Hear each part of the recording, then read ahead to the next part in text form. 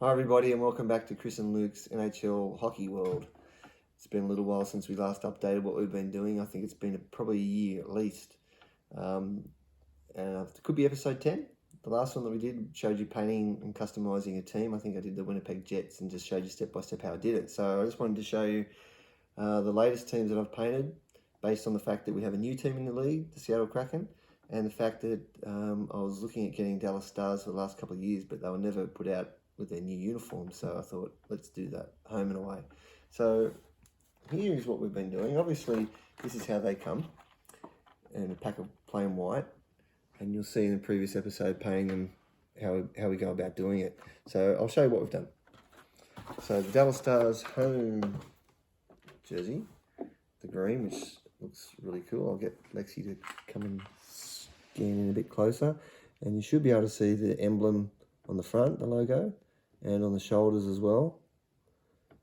And as I've said in those previous videos, that's just photocopy paper glued on, obviously cut out and glued on, and then lacquered over so that it sticks and holds and looks like it's part of the uniform. So that is the Dallas Stars home. As I said, also have done the Dallas Stars away. Not sure if you can pick that up okay with the white background, but that's same logo, both on the front and on the shoulders. But the away version, obviously, I'll just turn it around. The away version. Okay, and as I said earlier, the Seattle Kraken, who are the latest team in the NHL, I've done their home and away as well, doing the same procedure. So you might be able to scan in there on the big S on the front there, Lexi, if you can. And also shoulder logo, which might be a little bit difficult to pick up on the navy, but you might be able to see it a little bit better on the away. So that is the Seattle Kraken home and away.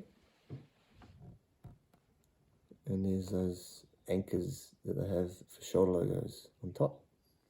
Obviously it's pretty tricky cutting things out like that, but if you take your time, you can do it. And I know some people have been doing their own and mentioning it too on comments as well, so that's great to see. I love to see the jobs that you're doing as well. Okay, next thing I want to show you is the competition, how we do it, and the trophy that we award. All right, just so you can see that there's emblems a little bit clearer with a bit better light, I've just laid out each individual newly painted figurine there so you can see the detail as best as possible. All right, so just to give you a bit of a rundown of how myself, Lexi, and Luke have run our tournaments that we have in our household. Essentially, we pick 3 teams, and we rotate that each time around so that all the teams are playing each time, so we're not favouring anybody. And then all our teams play each other, and we just record the results in a draw. And then at the end of all of those rounds, each player will have their best performing team, and they will go through to the playoffs. So the best team, let's say for example, Luke's team was the highest placed out of the 3 of us, he goes straight into the Stanley Cup final. And then Lexi and I, our best team will play off to meet him in the final. And then that goes into a best of 5 series. So for example, in this particular series, we had Luke's team, who were the Chicago Blackhawks, and I were the New York Rangers in this particular one, went through to the Stanley Cup final, and Luke won 3-1, best of 5. And then he was awarded our trophy, which is a little mock trophy of the Stanley Cup, even though it doesn't look so much like it. But the best part about it is that we have an engraver, so that each person who wins it, we engrave their initials and the team who they were as the champion. So if you can kind of zoom in closely, you might be able to see a little bit of, I don't know how clearly you can see it. I'll move it back in the light a bit. Just some engraved words, and yeah, you don't need to necessarily read it, but that's now working its way around the back of the trophy, just like it has in the Stanley Cup. And we'll keep doing that for every tournament that we have. But that's how we run our tournaments, and it makes it fun.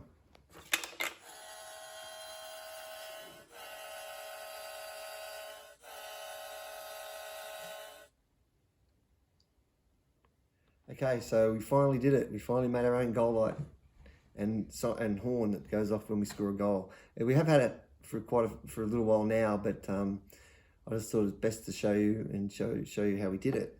I remember seeing quite a few years ago that somebody had refurbished their table and they'd put working goal lights and such. So we did the same thing from the NHL store. I'm not sure if it's still available because I did try to get some more recently just as backup, and I'm not sure if they have them in stock anymore, but you can still try.